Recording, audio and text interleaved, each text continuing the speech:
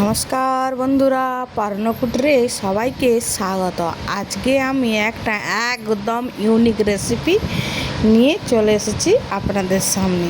তো চলুন তাহলে ভিডিওটা শুরু করেছি। এখানে আমি নিয়ে নিয়েছি 1 বাটি বেসন, আর নিয়ে নিয়েছি এখানে 1 চামচ চিলি ফিশ, আর নিয়ে নিয়েছি 1 চামচ গোলমরিচ,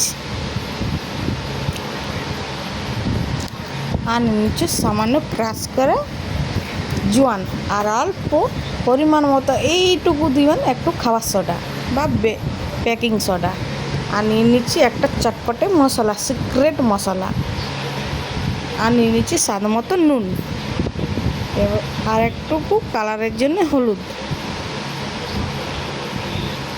এবার আমি সমস্ত কিছু ভালোভাবে একটু জল দিয়ে মেখে নেব।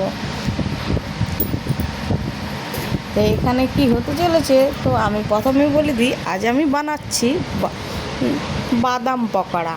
তো এরকমভাবেই আমি বানিয়ে নিয়েছি। দেখুন আমার যেভাবে বেসনটাকে আমি জল দিয়ে এইবারে দিয়ে দেবো 1 বাটি বাদাম।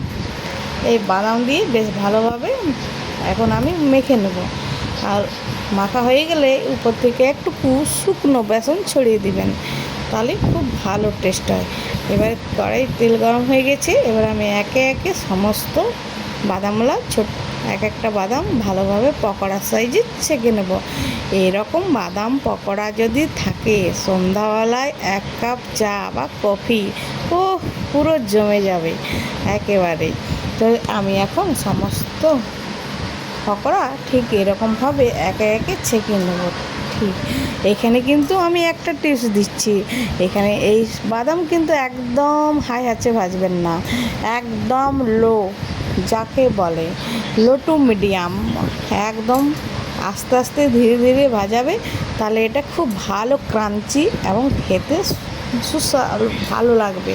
তো এখানে দেখুন আমার একদম গোল্ডেন ফ্রাই হয়ে গেছে। এবার আমি এগুলো তুলে নেব। এই বাদাম পকোড়া খুবই টেস্টি হয় এবং খুবই মুখরোচক। একবার হলেও বানিয়ে বাড়িতে খাবেন। ঠিক এরকমভাবে আমি আরও একবার ভেজে নিচ্ছি আমার পকোড়াগুলো, ঠিক এরকমভাবেই। তো দেখুন এখানে আমার এবারে পকোড়াগুলো ঠিক গোল্ডেন ফ্রাই হয়ে গেছে। আমি এবারে তুলে নিচ্ছি, তুলে নিয়ে বাদাম আমি এখানে পকোড়াগুলো তুলে নিচ্ছি। এরকমভাবে আমি একে একে আমার সমস্ত পকোড়া ভেজে নেব। তো এখানে দেখতে পাচ্ছেন কীরকম ক্রাঞ্চি হয়েছে বাদামগুলো। দেখুন আপনাদেরকে দেখিয়ে দিচ্ছি আওয়াজটা কীরকম এসেছে, দেখুন কীরকম আওয়াজ হয়েছে, আর দেখুন কতটা ক্রাঞ্চি হয়েছে। একবার দেখুন কীভাবে হাতে করলে ভেঙে যাচ্ছে, ঠিক কতটা ক্রাঞ্চি হয়েছে, কতটা যে টেস্টি হয়েছে কি বোঝাবো। ভিডিওটা যদি ভালো লাগে তাহলে অবশ্যই লাইক করবেন, কমেন্ট করবেন এবং চ্যানেলটিকে সাবস্ক্রাইব করে পাশে থাকবেন। ধন্যবাদ, নমস্কার।